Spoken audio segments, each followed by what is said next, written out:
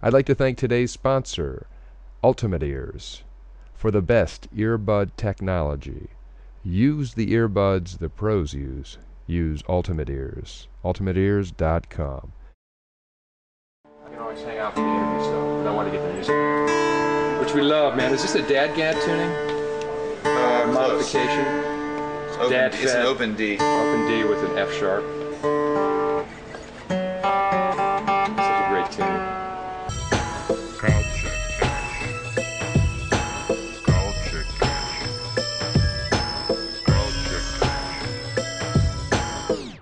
Here we are, Josh Kelley. How you doing, brother? You're on the Culture Catch, man. It's backstage at the Southern Comfort FHM. Tis true. Tis true. We've been drinking a lot today. I don't know why that is, man. Maybe it's because there's so much Southern Comfort everywhere. And I heard they're not paying you in money, but in press and cases. There's things we won't talk about in this interview. All right. Well, let's get down to the nitty gritty. How does a Georgia guy get to Nashville and do adult contemporary or folk rock music? And I don't even know. Yeah. And not the country thing. What is genre anyway? Hype. Yeah, exactly. Just a place to put a CD in a bin. Right. I grew up in Augusta, Georgia, and just started playing music. I started on the drums first, then started on piano after that. Then my older brother left a guitar at home, and when he came back to pick it up, I was better than him, so he gave it to me. And I just kept on. I just kept on learning instruments, and went to Mississippi for college, and I got a record deal when I was in college, and made some money, bought a house in Nashville, and now that's why I'm there.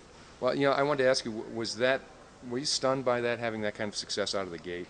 It was a little bit overwhelming because I wasn't really ready for it, but it's good. It was good because it got me sort of marinated and kind of, you're supposed to. I think the old school way of doing it was to develop artists back in the day, and I think accidentally I was kind of developed like they used to develop artists. So it was sort of an accidental development by your own hand and by I don't even know, musical and having a family that's musical, perhaps. Yeah, it's just I think it's one of those things that happens when we didn't expect. Usually great things happen when you don't expect it. And we didn't expect for that much success to happen. We expected just to sell a few records and start building and building and building. But next thing you know, I was on like Conan and Jay Leno, and I was like, this like college kid with the wrong hairdo and like has had some sort of frat boy look going on. I don't know, man. It's one of those things. And now you've gone kind of like where most people start, the indie route. You wanted more control of your career. Yeah. Well, the new record is on your own label. Luckily, I'm not an idiot because my family is. They've been good at making sure we had the right kind of values growing up, and my dad gave us a lot of business sense, and so I realized, to make sure that every time something went on, that I was a sponge for that information. Whenever we did television or radio or anything like that, I made sure that I always, remembered people's names. I got their contact information, and at the end of the day, man, look, dude, we're all just regular people. It's not rocket science. We're just putting music out, and the biggest part of it is it's got to be great songs. If it's not great songs, you can't, Can't move people. Yeah, dude. It's hard to say goodbye when I'm holding out my hands for love that opened my eyes, filled with tears that never dry. For you the angels cry, good night, good night. My sweet love, you're beautiful, good night, good night. Stars up above will be bright to spy. Love bound and broken from the start. Good night, a beautiful goodbye. It's hard to comprehend. Our beginning is the end of a love that never had a chance to dance with you. So I choose to take this pain, wish for more to say than good night, good night. The sweet love, you're beautiful, good night, good night. The stars up above will be bright to spy.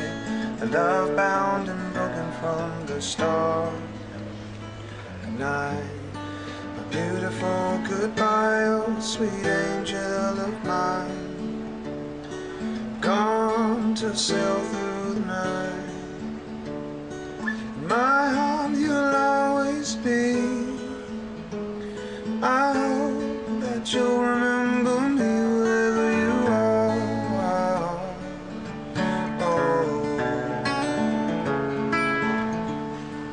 Da, da, da, da, da, da, da, da, da, da, And the music you're playing for us today are two of my favorite songs. I mean, you know, I went to the show the other night, Joe's Pub. First of all, I have to say, I've never been in a room full of women to see music. Well, that's It's unfortunate rare. that you haven't been in a room full of women. It is. You know, you grew up in New York and you've got all these. It's a wonderful thing. Yeah, and your audience is 80% female, which. Yeah, there was a lot of females there that night. I don't know why that is. Honestly, maybe it's because of the MySpace generation. I don't know.